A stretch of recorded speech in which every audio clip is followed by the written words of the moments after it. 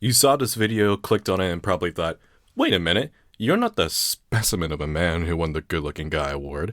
And you're not Ted. While I may not be one of the guys who went to every single rainforest cafe in Margaritaville, I did something arguably more stupid. My name is Galore, and I'm going to tell you the story of how I went to every single Hard Rock cafe in North America and Canada. This all started about 2 years ago when my two friends invited me along for a road trip across the entire country just to eat at all the locations of a chain restaurant I barely knew anything about. For those of you who don't know what Hard Rock Cafe is, in a similar vein to Margaritaville and Rainforest Cafe, it's got its own gimmick. But instead of lovely beaches and Jimmy Buffett and incredibly loud animatronics and thunderstorms, this is all about memorabilia of people I don't know anything about. One look and you can tell this is like a love letter to rock culture with its own string of casinos, hotels, and even museums. My two friends were inspired by Eddie's and Ted's road trips, so when they proposed this idea to me, I straight up told them they were morons. This had to be the dumbest idea I've ever heard. I just got out of the military. I was unemployed, I was broke. Why would I waste my precious time and limited resources for something like this? Is probably what I should have been thinking. To top it all off, they didn't even have a plan. So, as a good friend, I spent a few days creating an itinerary, making reservations, and I even had to make arrangements for a rental car, which was a lot easier than I was expecting. Even though I was still hesitant about the idea, the more I worked on it, the more I started to get excited about it. Even though it's going to be a very long trip, I won't be alone. I'll be with two friends I haven't seen in forever. We'll finally be able to catch up after all these years. We'll develop our bonds with each other even further, and they told me they weren't going. They straight up told me they did not want to go on the trip anymore. Over a text, too! To this day, I have no idea why, after all of his hard work, too, but at this point, I've already set everything up. It'd be more dumb not to go at this point, right? You might be wondering, what's the matter with you? And the answer to that is many things, but I was convinced to watch all 4 videos of Eddie's and Ted's trips. And they're the main reason why this idea was brought to my attention, so if not for the sake of all the effort I've already put in, why not Eddie and Ted? Spare them from having to do another trip like this. Despite the initial roadblock before the trip even began, I looked in the mirror, clenched my butt cheeks, and thought to myself, wow, I look awful, and steeled my resolve to finish what I had started. A quick disclaimer, I intended to go to every single one of the cafes, not the hotels or the casinos. If the cafe happened to be located within a hotel or casino, I'd be stopping at it. I was specifically going for the cafes, alright? As of 2024, I visited all 32 cafes by driving over 10,000 miles in 19 days.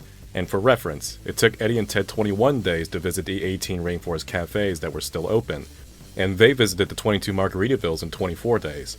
This was the first time I've ever made an itinerary this long before, and this was the first time I did one for a cross-country road trip. You may have noticed I visited a lot more locations in a much smaller time frame than Eddie and Ted did. This was because I was super focused on efficiency, and I did not leave myself much wiggle room for errors I've made or unexpected developments. So the pressure's on to make sure everything goes smoothly. Before I began the long journey, I went to Hard Rock Cafe Prime. For the US at least. The first location was open in the United Kingdom. However, the first American location, you know, the one that matters, was open in Los Angeles.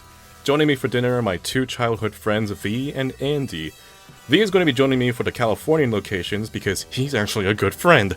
He also knew someone in Sacramento, which is where one of the next Hard Rock cafes is, so his friend was willing to let me stay the night.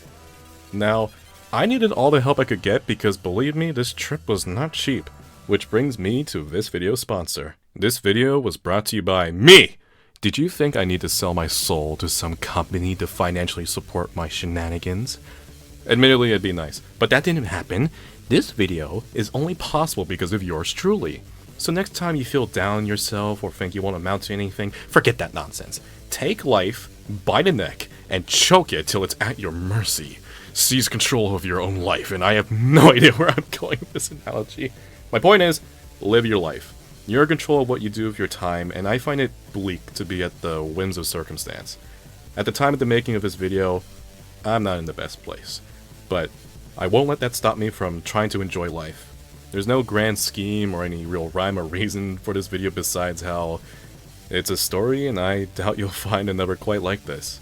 It's my experience, one I look back on fondly. And if it's managed to entertain you or convince you to subscribe so I can make more videos of other stories I have, then cool. So let's get back to it. Day 0! How can people afford to live here? It was a typical night in Los Angeles. We struggled to park, which will be a common trend on this trip. We then made our way inside the first Hard Rock Cafe to be met with memorabilia, musicians, and actors, and again I knew almost nothing about these people. I've got my own problems. Why should I care about the affairs of people I've never even met? So I've been to one of these restaurants once in my life as a kid. But I don't remember what I ate for breakfast this morning, let alone what happened years ago. So when we stepped inside, I was pleasantly surprised by the atmosphere and the decor. There was a lot of cool stuff to look at, and it looked like they played live music here too. Of course, no one was playing when we were there. When we sat down, it was time to confront one major aspect of this trip: the men. The menu. The menu actually didn't look too bad. However, anything I say about the food will adhere to Hard Rock Cafe standards. Even if it's something really good, it's still not the best meal of my life. This is a chain restaurant, not high-end food. A personal goal was to eat as much of the menu as I could. As much as I'd like to compare the quality of the same meals with different locations, I wanted some variety on this trip. So I figured I'd get a common item out of the way now. They appear to take great pride in their burgers, so I decided to start with one of the legendary steak burgers, the barbecue bacon burger. It was okay. I give it a B for burger. I could make an even bigger. I could make a better burger at home, and I'll prove it if I have to. Andy got the chicken tenders, which were very bland according to her, and V found the fried chicken sandwich mediocre. Not the messy burger. There is a difference between what V had and the messy one, but I didn't have one until later in the trip, so put a pin on that. I have to admit, the Hard Rock Cafe was definitely giving a good first impression. Now, when I rank food, I try to be as consistent and fair as possible. I've been taking small, seemingly redundant details such as the components of a soft drink whenever I order one at a restaurant. Temperature, carbonation and syrup ratio, and even the type of straw that's used. Yes, that's important! It's these little details that make a big difference. I don't care how dumb you may think this is, you're watching a video that's literally highlighting my stupidity for the world to see. The Hollywood location served good soda, which was a good start. And a common thing that's served in restaurants that V and I evaluate to determine quality are buffalo wings. And this location earned our stamp of approval, which isn't easy to get. Our servers were quick, the staff was friendly, it was just a good night catching up with friends. It was surreal seeing my childhood friends who have matured into young adults. Make the tips touch. Make the tips. Cheers, guys. Day 1. Inferior, Texas. So Eddie and Ted did their road trips around the country counterclockwise. However, the next few cafes are located in Northern California, and I wanted to do the Las Vegas location last, so we'll be going clockwise. V and I got up early to hit the San Francisco and Sacramento locations. The drive from LA was about 7 hours and only bearable because I had V to talk to, which got me nervous for the rest of the trip.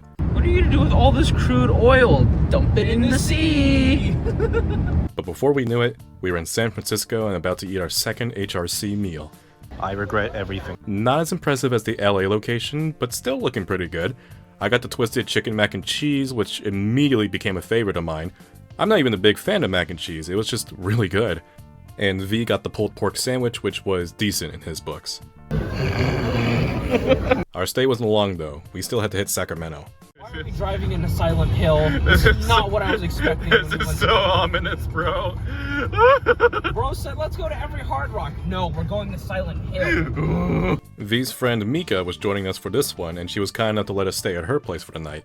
We made our way to the next HRC, which was also a casino and a hotel, which happened to feature some games that resonated with my soul. What is Asian gaming? Asian gaming? Where? Right there on the top left. Where? Oh, Asian gaming? Once we sat down, I noticed something that would help make this trip far more bearable. Some HRCs have local menus, which means there's going to be food unique to each location that has these. I immediately took advantage of this and got the surf and turf. It wasn't too bad for HRC standards. Mika got the bruschetta, which was barely decent according to her, and V did not care for the Cuban sliders apparently. Despite everything, This trip has not been that bad so far. Having friends to enjoy the experience with this has restored what little faith I had in humanity. Day 2. My faith in humanity has dwindled. Once again, we ran into a problem. After we said our goodbyes to Mika, We're at Silent Hill. Why? Shut up! V and I made our way to the car rental place, and those monsters said I couldn't take the car. I don't want to point fingers, so let's just make up a name for them, something stupid like Enterprise. So Enterprise kinda screwed me over. I don't want to bore you with all the details of renting a car, but in most states, you need to be at least 25 to rent a car with a debit card instead of a credit card. Unfortunately, I was not 25 at the time of this trip, and I didn't own a credit card. Do you know who was at least 25 at the time? The exception to this is that some airport locations will allow you to use just a debit card, which is what I was going for. Apparently, I needed proof of a return flight, but since I drove here and intended to return the car to the same place so V could pick me up, I did not book any flights, and I called a week prior with an employee from that same location who said that a debit card alone was fine, no need for a booked flight, and to my horror and dismay, they said they couldn't help me. Even if I booked a flight now, the reservation I made a week in advance wouldn't matter since the flight needed to be booked 24 hours prior. This trip was already falling apart. I was in shambles, and it was only the second day. I tried to speak with someone from Hertz, and they said that another location nearby might be able to help me. Despite how accommodating the employees were at this location, it came back to the credit card issue. I was just about to give up, but then V, the absolute Chad, came up to me and said, "I got you." V absolutely did not have to do this for me. He was willing to use his credit card so we could put the charge on hold so that I could pay for the bill in full once I returned. It was a lot of money, and you guys know how awkward it can be when you have to pay someone back for something or anything along those lines. While V wouldn't be charged for anything, it was still a weird situation, and I'm incredibly grateful he came through for me. He absolutely did not have to do this, so V, you and the employees at Hertz saved me, and thank you again for keeping this trip alive. I had a lot of ground to cover with the limited time I had, but things were looking up again.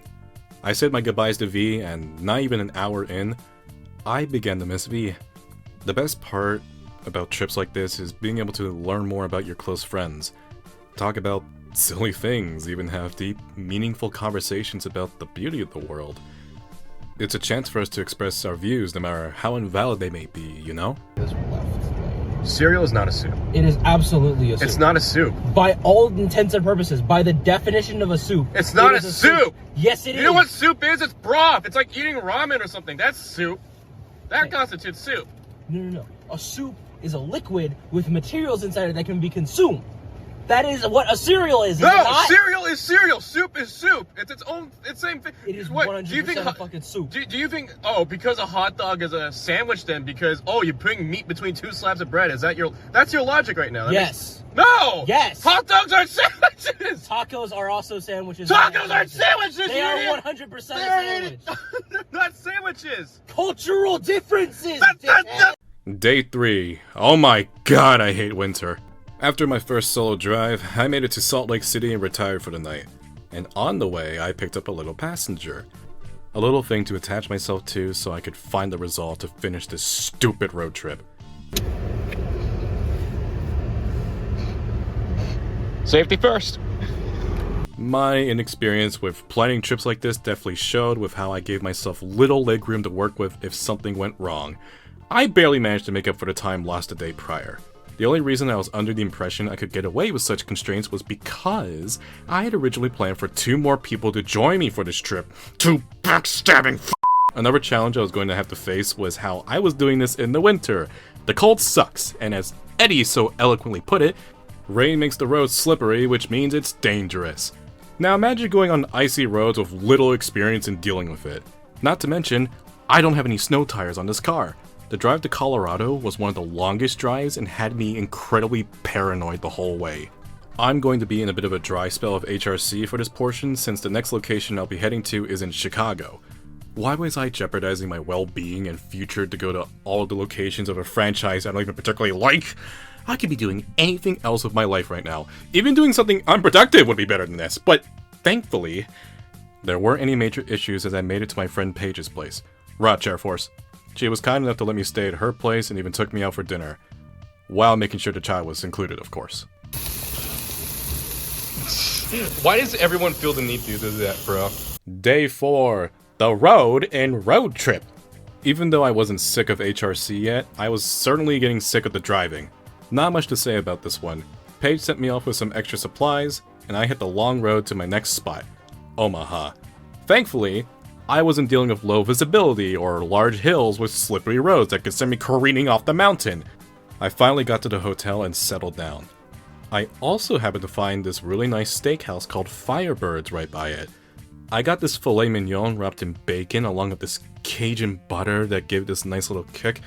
Oh, I happen to do this thing where I shake my hand as if I was, giving someone a really good time whenever I eat something really good. Similar to what binging with Babish does. I call it the Babish Shaker. So Firebirds, you're the first to be BS certified on this trip. Congratulations. Good God, not even HRC has earned this yet. I was beginning to grow accustomed to the long sessions of driving. I was even beginning to appreciate the time alone so I could clear my head and not occupy myself with nonsense every second of the day. Until I hit Chicago. Day 5. Finally, another Hard Rock Cafe. Once I got there, it was nice that there was parking right next to the restaurant, and not as expensive as some places on this trip. A luxury I would grow to miss. For now, I was pleasantly surprised with another local menu, and I saw something that didn't sound right. A deep dish pizza burger.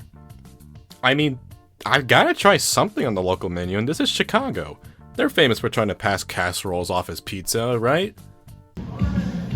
So apparently this is a deep dish burger. I have no idea what to expect with this. It turns out it was super delicious. I hate myself, bro. I cannot stress how I couldn't get over how delicious this was. Maybe it was because I was hungry, but as soon as I took a bite, I didn't stop. I didn't even touch my fries until the end, like a maniac. This is the first HRC meal I am BS certifying. I was tempted to eat another one, but I still had the Northern Indiana location. I disagree immensely, black-eyed peas. Once again, this one was located in a casino, and they had this local football game playing. I didn't care for it. I was here for the HRC, and thank God they had a local menu too. While I appreciated there was a lot of choices, I didn't want anything heavy, so of course I got a calzone. Although the calzone was good, I was still feeling the burger familiar, so I saved the rest for later, which I got to enjoy as I made my stop on the way to the next location. Day 6. A glimmer of hope. I woke up and briefly had some semblance of sanity and began to question why I was doing this. Your point of view when you realize it's not even been a week and you still got like 20 something more to go. And then I realized I slept in and needed to hurry over to Cincinnati for the next HRC. This one was in yet another casino, but I was here in the morning, so practically no one was here. And saw this delightful quote regarding the game last night. I ordered the salmon bowl, which was very good. The salmon was the star of the dish, and I kinda wish the noodles were warm, but eh. Afterwards, I made my way to the second location of the day. 2 days in a row. I parked nearby, approached the HRC from what I presumed to be the back, and decided to go around. Really? I was just over there. As soon as I questioned the design of this place, I went in, sat down, and was pleasantly surprised by the conversation I had with the bartender. She gave me some good insight into who the heck Messi was.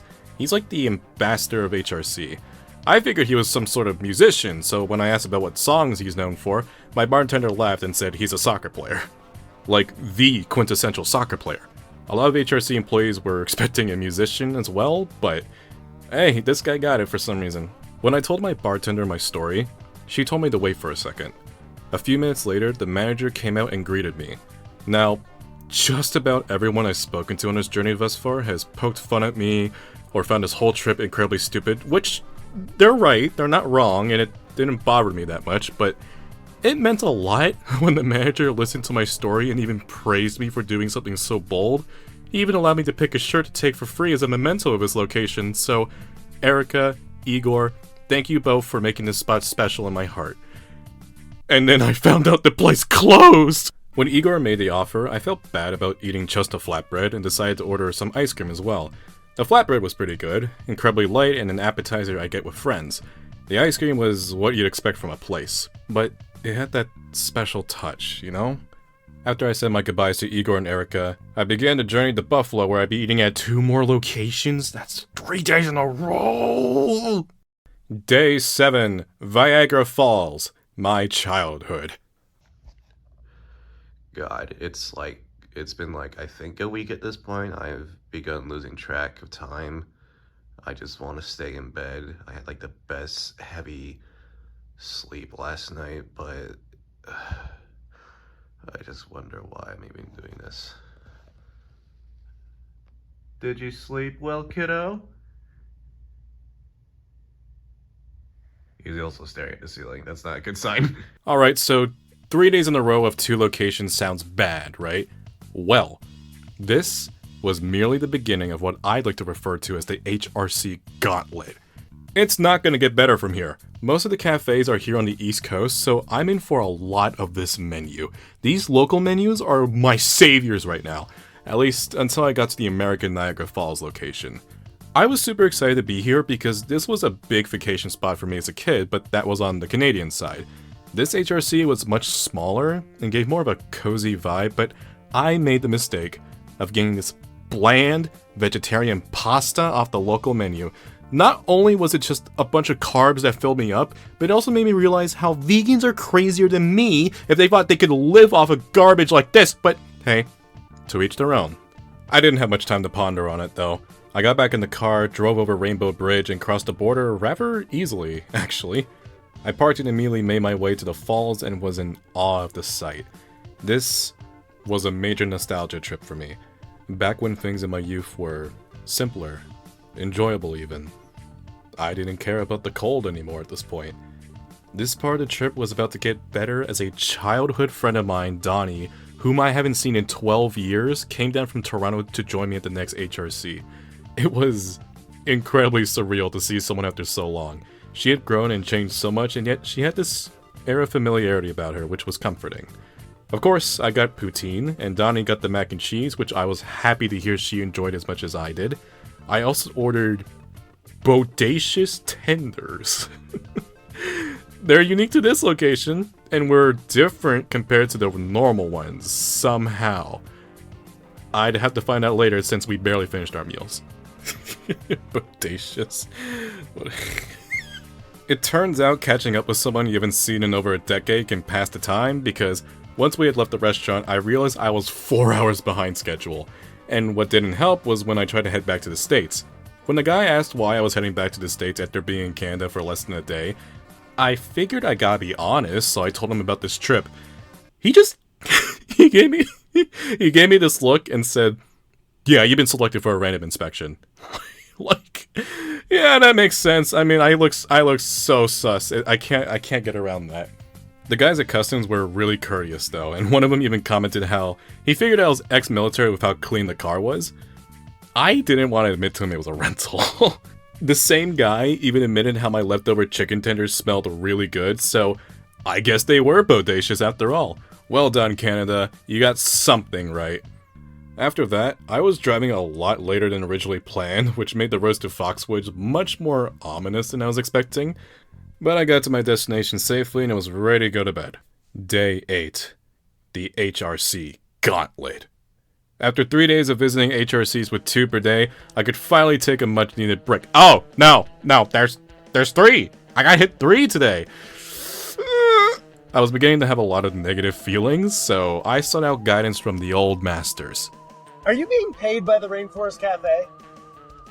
What are you talking about? You understand the toll 17 Rainforest Cafes has on your digestive system? And don't you feel like the luckiest person in the world? Why would that make you feel lucky? Maybe it's because it's all I have! Why can we not get on the same? Because it's who we are, Ted! You like it more, and to be honest, you get weird. What do you mean I get weird? All I would need to do is hold up a mirror to you saying that.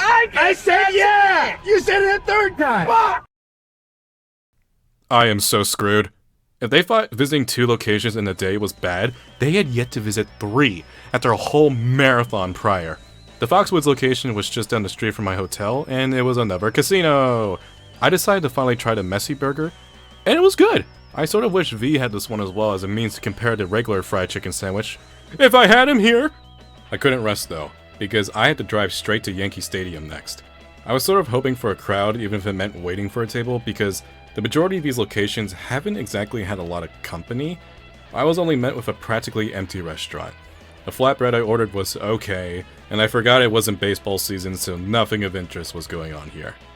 Thankfully, the snow hasn't been as much of an issue anymore, but now I faced a new problem. Other people. But if you want to narrow it down, the traffic in the city is one of my pet peeves.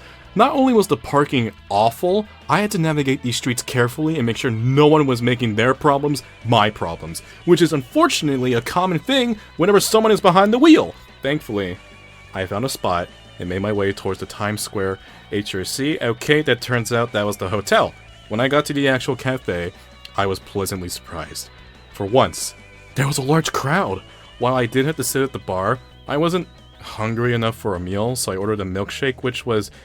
it was average at best. It's what you'd expect from a place. While it was nice to see the place so lively, I already clocked out for the day. I made my way to the next location in Atlantic City, but opted to stay the night in the hotel. I'd be eating at the cafe in the morning.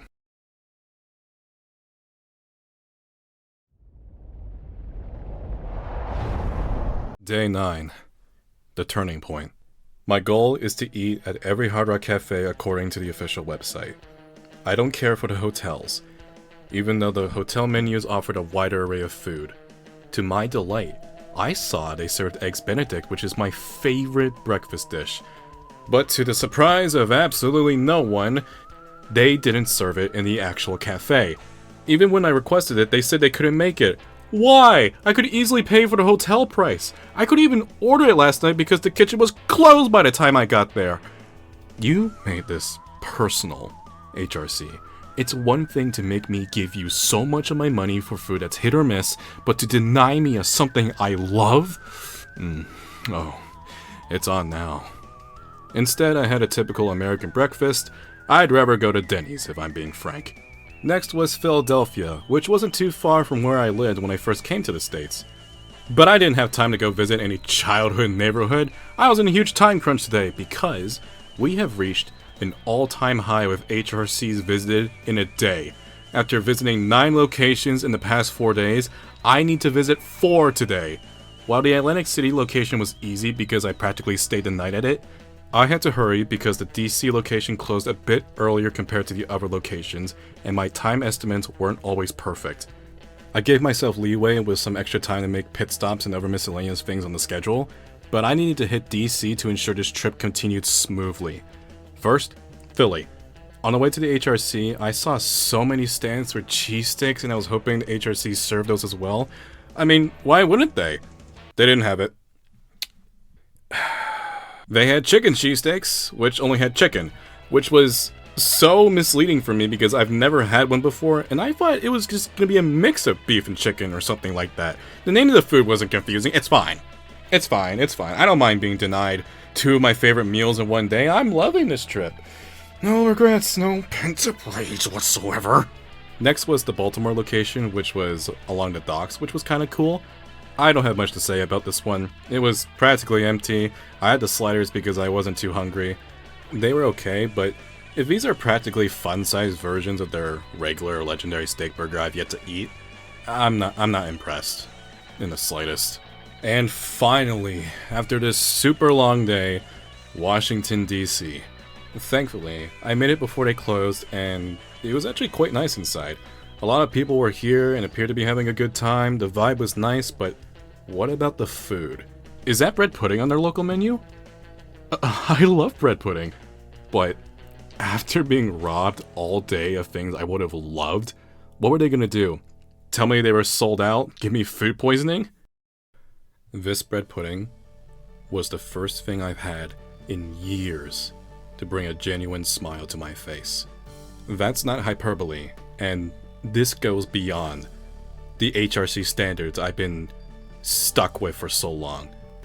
I've been playing up how this sort of road trip has been making me slowly lose my mind, like how it was with Eddie and Ted.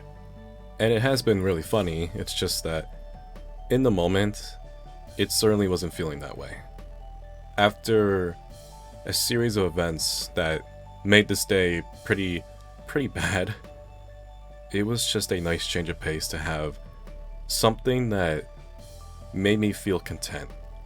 There are a few instances in life where I felt such an extreme rush of emotion, such as meeting my biological mother for the first time, finally earning the title of Marine after going through months of absolute hell, and of course there was meeting and falling in love with the most important person in the world to me.